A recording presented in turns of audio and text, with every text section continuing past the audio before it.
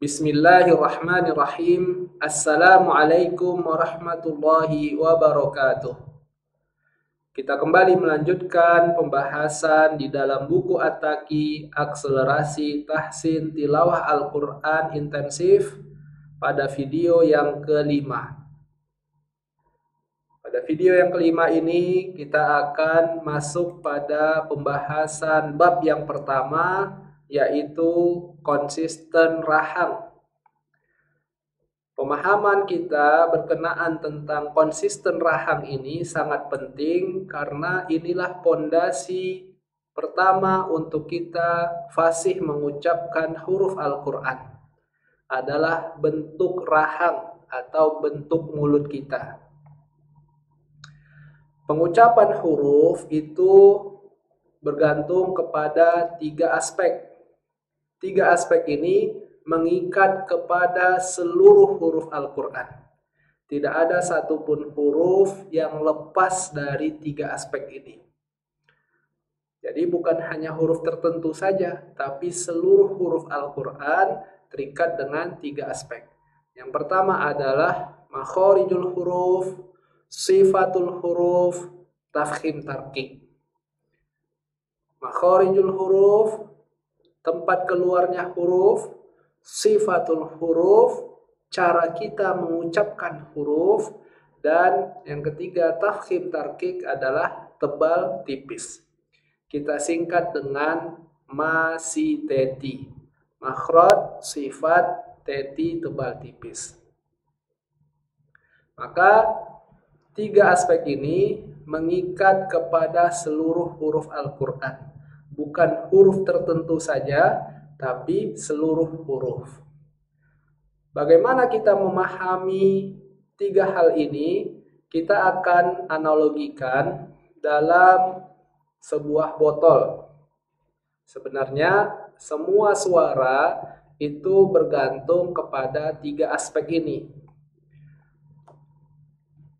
Kita akan buat suara. Nah, itu ada suara. Maka suara tadi ada tiga aspek tadi. Aspek yang pertama, makhrajnya, tempat keluarnya. Maka tempat keluarnya di mana? Yaitu suara tadi tempat keluarnya adalah tutup botol. Maka suara tadi makhrajnya adalah tutup botol. Karena kalau badan botol, ternyata bunyi suaranya berbeda. Maka tutup botol makhrajnya. Lalu suara tadi sifatnya bagaimana? Sifatnya adalah dengan mengetukkan jari. Maka proses mengetukkan jari itu namanya sifat atau cara kita mengeluarkan suara tadi. Kenapa? Karena makhrajnya boleh sama, yaitu tutup botol. Tapi kalau sifatnya, caranya diubah. Untuk mengeluarkan suara, caranya diubah. Misalnya, kalau tadi diketuk, lalu diubah jadi digesek. Maka, walaupun makhrajnya sama-sama tutup botol, tapi suara yang dikeluarkan akan berbeda. Karena caranya diubah. Nah, berarti kita sudah ada dua aspek. Suara dari tadi yang tadi itu, makhrajnya adalah tutup botol, lalu sifatnya adalah dengan mengetukkan jari. Nah, berarti sudah dua aspek kita ketahui dari suara yang tadi. Lalu tebal tipis atau tafkhim tarqiq itu apa? Maka inilah aspek yang ketiga, yaitu bentuk wadahnya. Bentuk wadah untuk mengeluarkan suara.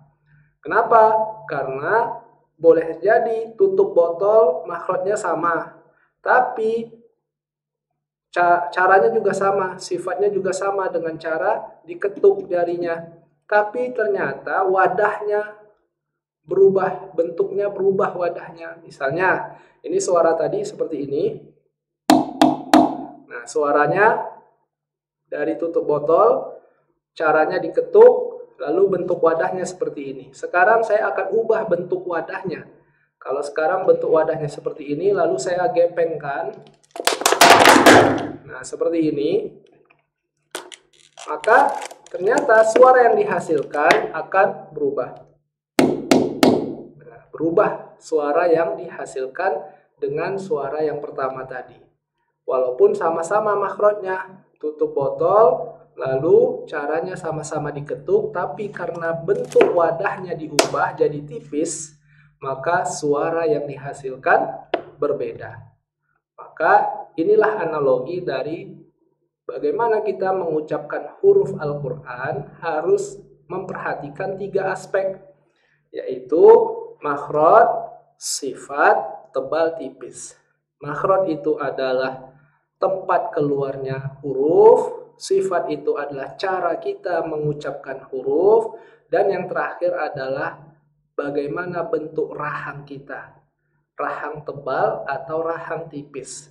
Jadi bukan hanya 2 aspek saja, bukan hanya makhraj dan sifat saja, tapi juga bentuk rahangnya. Karena bentuk mulut itu mempengaruhi bunyi yang kita keluarkan. Maka perhatikan bentuk mulut yang mau diberikan apa atau mau disiapkan apa. Maka bentuk mulutnya dulu disiapkan, baru ucapkan huruf. Maka dari seluruh aspek ini, aspek yang ketiga inilah yang paling sering diabaikan. Makhraj, sifat mendapatkan perhatian yang cukup kuat, tapi berkenaan aspek yang ketiga ini sering tidak diperhatikan. Contohnya di dalam surah Al-Fatihah.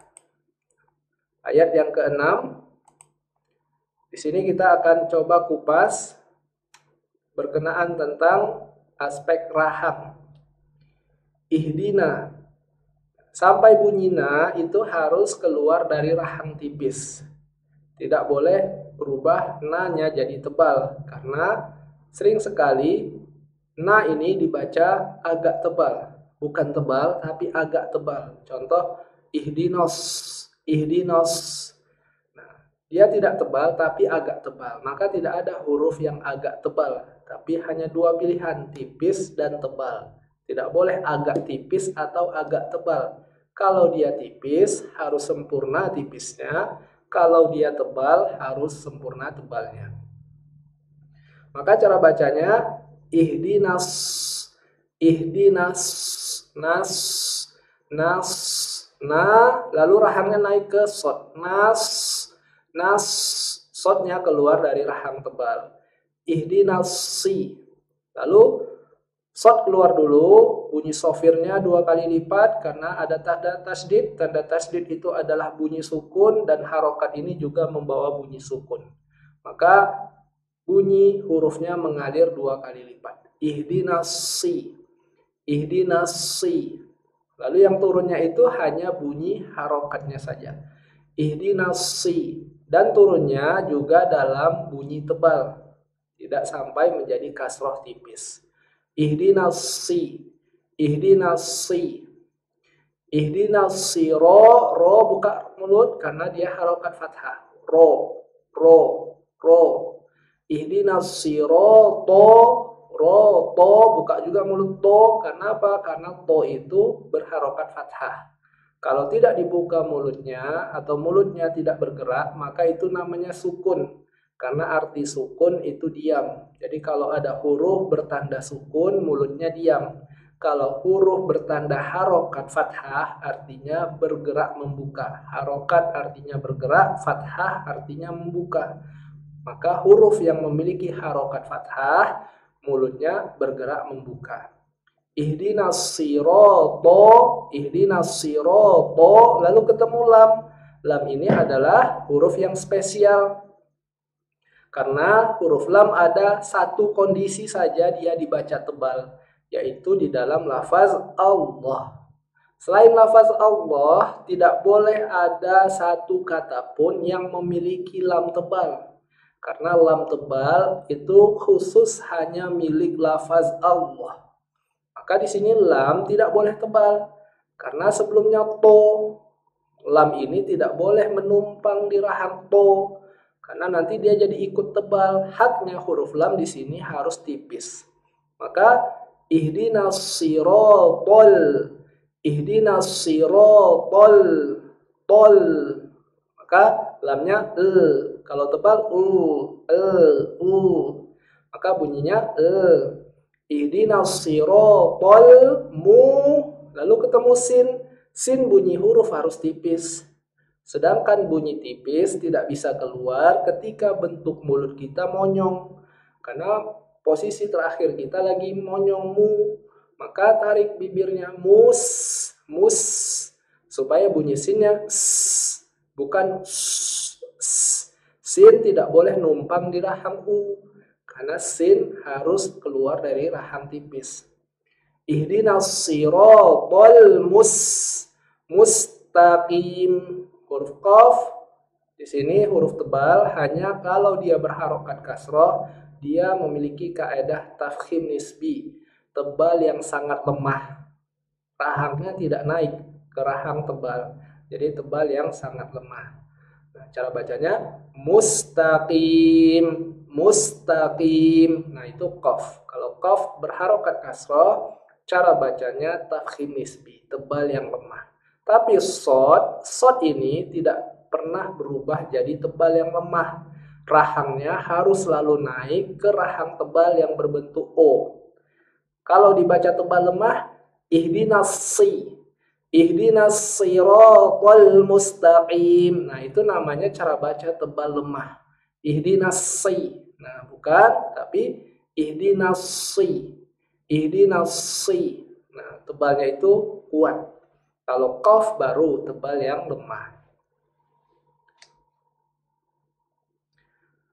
Maka huruf hijaiyah terbagi menjadi dua. Ada huruf yang diucapkan dari rahang tebal, ada huruf yang diucapkan dari rahang tipis. Nah, kalau dia huruf yang diucapkan di rahang tebal, maka dia harus tebal yang sempurna. Tidak boleh tebal tapi agak tipis. Demikian juga tipis, kalau dia tipis harus sempurna tipisnya, tidak boleh ada agak-agak tebal. Nah, maka hanya dua pilihan, tebal atau tipis. Maka huruf yang keluar dari rahang tebal, cara mengetahuinya mudah, adalah huruf yang ketika dia berharokat fathah, maka ada kandungan bunyi O-nya.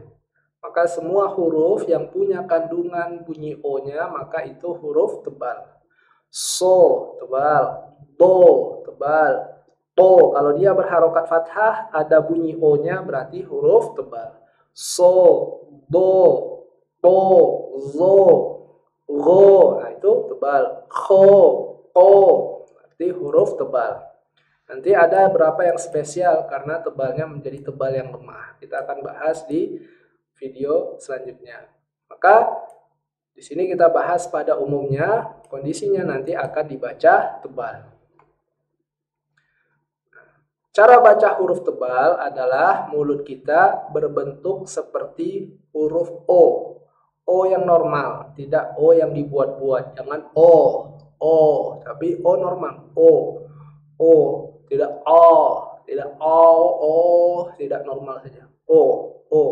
A, I, U, E, O. Nah, mulut kita berbentuk O. Nah, rahang tebal itu bisa, atau huruf tebal bisa diucapkan di rahang O atau rahang U. Tapi untuk harokat fathah dan kasroh, maka bunyi tebalnya kita ucapkan dari rahang O. So. Kalau dia berharokat dhammah baru su. Boleh monyong ke U, karena huruf tebal bisa keluar dari rahang yang berbentuk O dan berbentuk U. Nah, maka bunyi tebal kita ucapkan dari bentuk mulut yang berbentuk O. So, dalam semua kondisi. So, si. Jadi hurufnya tetap keluar dari rahang O kalau dia berharokat kasroh. Si, di. Tidak di, tapi di. Angkat rahangnya ke O baru turun. Nah, ini untuk huruf tebal. Kalau huruf tipis berarti huruf yang kalau dia berharokat fathah maka bunyinya A. A, ba, ta, sa, ja, ha. Nah, itu huruf-huruf tipis. Maka semua yang berbunyi A berarti huruf tersebut adalah huruf tipis. Cara mengucapkan huruf tipis, maka mulut kita tidak boleh berbentuk O atau berbentuk U. Kebalikan dari tebal, kalau tebal boleh O, boleh U. Tapi kalau huruf tipis tidak boleh mulut kita berbentuk O atau berbentuk U. Karena O dan U adalah milik huruf tebal. Huruf tipis posisi mulutnya adalah posisi rahang normal. Nah, seperti ini, rahang normal. Atau kondisi ketika kita sedang diam, maka ini adalah rahang tipis. Atau seperti ini, senyum, nah ini rahang tipis.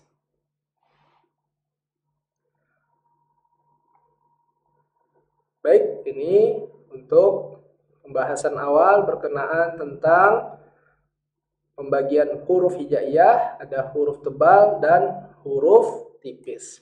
Di sini ada juga catatan, ada huruf yang spesial. Nah, ada 6 huruf yang spesial, yaitu alif, lam, ro, kho, ghain, dan qaf. Maka ini 6 huruf ini nanti akan kita bahas di bab yang keempat pada pembahasan konsisten tebal tipis. Tapi kalau di sini kita hanya membahas bagaimana bunyi tebal dan bunyi tipis. Nanti akan kita lengkapi lagi di bab yang keempat, kapan dia ada kondisi nanti dia dibaca tebal dan dibaca tipis.